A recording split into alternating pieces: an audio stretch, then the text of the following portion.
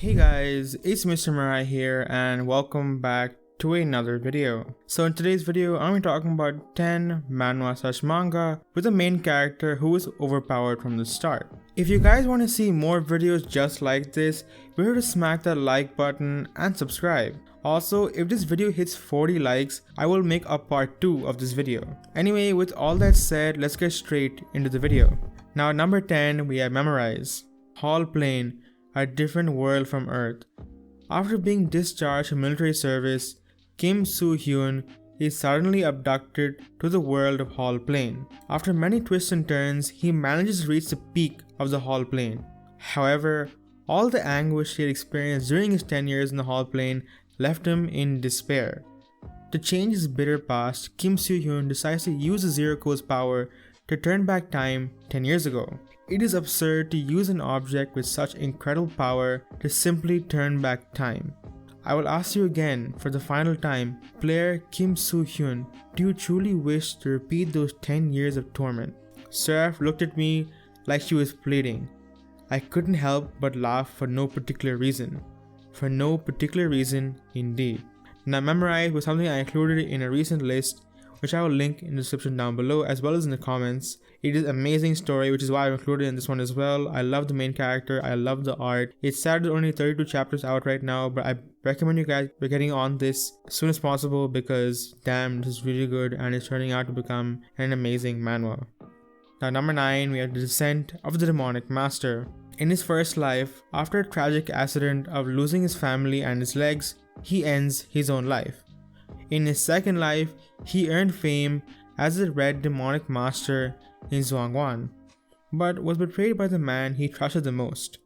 And now comes his third life. In his life back in the modern world, Gang Jinho decides to live a normal life. However, he was too used to the Zongyun lifestyle to become a normal person. I wanted to live peacefully, but you are the ones who started it. I hope you prepared for this. In one of the threats of his new life, can Gang Jinho shake off his impulses as the Red Demonic Master and obtain the new life he so desires? This is the adaptation of a story of a legendary martial artist in the 21st century. Like Memorize, The Descent of the Demonic Master is a manhwa I added in a previous video, but it is hands down one of the best cultivation-based manhwas I have read recently. It is so refreshing reading this after reading the plethora of pretty much copy-paste cultivation manhwa plots out there. Yes, he gets reborn, but my god, it is better than so many of them. I won't spoil too much for you guys, but judging from the art you guys can see in the panels on screen, I think you guys can tell that this story is definitely one of the good ones. Now at number 8, we have Wizardly Tower. A powerful grand wizard named Raim reappears after a millennium because of a failed experiment. While he sets out to regain his lost tower, he meets Are and Ere, who have been trafficked as slaves.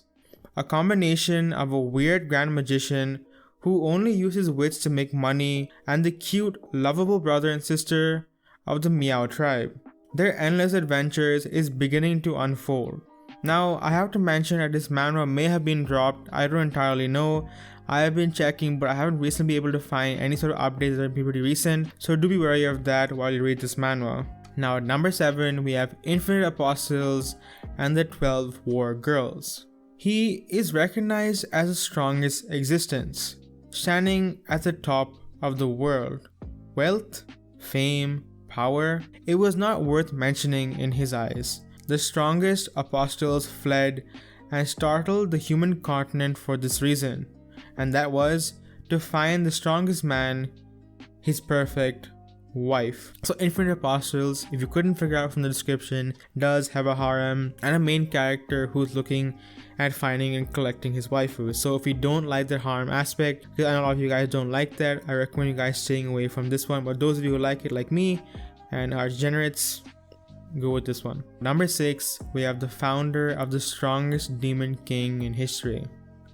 After 2,000 years has passed, the ruthless demon lord has just been reincarnated, but his aptitude at an academy for nurturing candidates for a demon lord is inept.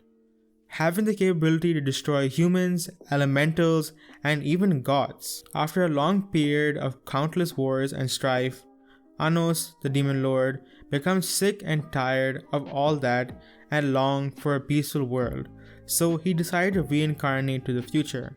However, what awaited him after his reincarnation is a world too used to peace that his descendants became too weak due to a huge weakening in magical powers. The art in this manga is absolutely amazing. I wish there were more chapters out for this manga, but goddamn do I love it so much. There is an anime based on this, and if you haven't seen the clips from it, it is absolutely hilarious. I mean, this is like not really spoil the story, but it's in the first chapter alone, he kills someone and then revives him and then kills him again and then revives him and then kills him and then revives him again. So if you ever wanted a definition of a main character who's too overpowered from the start, and just to tell you, he does that while he's only 1 month old. So I don't think you'll ever find a manga or a manhwa with a character who is that overpowered at 1 month old.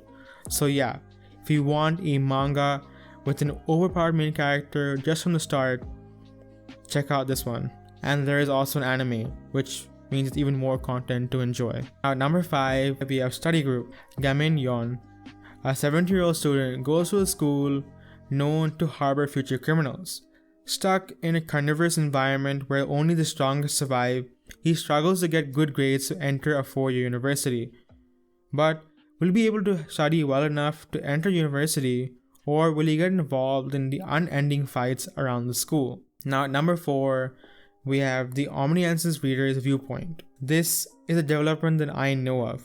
The moment he thought that the world had been destroyed and a new universe had unfolded, the new life of an ordinary reader begins within the world of the novel, a novel that he alone had finished. So Omniscient reader's Viewpoint has to be in my top 3 manhwa from this list. From the art to the story and to the pacing of said story, I think this manhwa just hits all of those factors just right. I mean, it's been really refreshing looking at the art of this manhwa, as it just leagues above a lot of them out there. And the story is no slouch either, with some pretty interesting intellectual moves made by our main character, making sure to keep us on our toes. Now, some of you may question as to why I put this manhwa on this list, but personally I place the list here because I feel the main character's knowledge and advantage in knowing the secrets of the new world enable him to be incredibly overpowered when it comes to him surviving in this new world. Now at number 3, we have the Great Mage returns after 4,000 years. The worst student of Westrod Academy, the disgrace of the Blake House. A new soul enters the lifeless body of Frey Blake, a boy who couldn't handle his painful life and chose death instead. The Great Mage, Lucas Trauman. He earned his chance at revenge against demigods by gaining the flesh and bones of Frey Blake, the disgrace. And now begins the interesting adventure of the Great Mage who returned after 4,000 years. So the Great Mage returns, I have to say, is freaking bomb.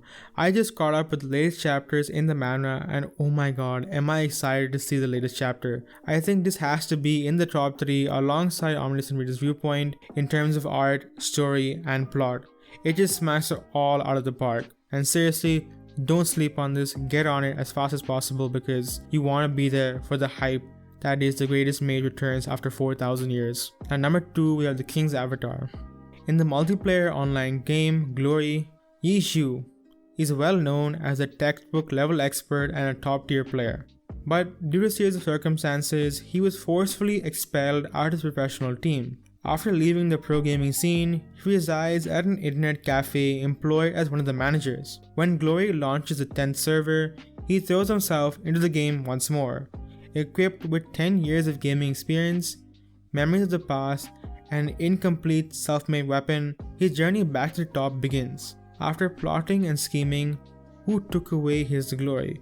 Under the influence of the storm, his hopes will never be shattered.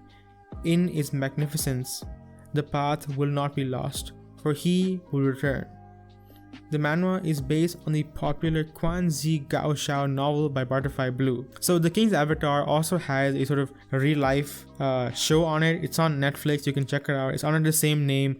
I haven't checked it out personally, but I do like the the manga. You guys can check it out if you want to and tell me what you guys think about it after watching it. Now at number 1, we have The Legend of the Northern Blade. When the world was plunged into darkness, martial artists gathered to form the Northern Heavenly Sect. With the help of the Northern Heavenly Sect, people began to enjoy peace again. However, as time passed, the martial artists began to conspire against the Northern Heavenly Sect and eventually caused the death of the sect leader Jin Quan Ho, destroying the sect with it. As everyone left the sect, Jin Quan Ho's only son, Jin Muwan, was left behind. Muwan has never learned martial arts, but he finds the secret techniques secretly left behind by his father and begins to acquire the martial arts of the Northern Heavenly Sect. So the Legend of the Northern Blade, which I refer to as Legend from now on, has to be the number 1 manhwa on this list. Now this list is not ranked by any means, but for me, my top 3, this has to be the top 1. It is such an amazing plot-wise story for cultivation. I love the main character. I'm so invested in him and his story, and you do really feel for the characters emotionally because there are some really sad scenes in this manhwa. And I feel like this does a really good job at actually invoking those kind of feelings and not just badassness, but the badassness is freaking amazing. His power and the art and the way they're both sort of merged together to form these really beautiful scenes is absolutely spectacular. So please do check this out. If you check out at least one of these manhwas, do check out The Legend of the Northern Blade. And that, my friends, is all the manga and manhwa I have for you guys today. If you guys enjoyed this video, why not smack like and subscribe. I will also upload a part 2 of this video if this video hits 40 likes. Anyway guys, thanks so much for watching this video. I've been Mr. Miraie, and I'll see you guys in the next video.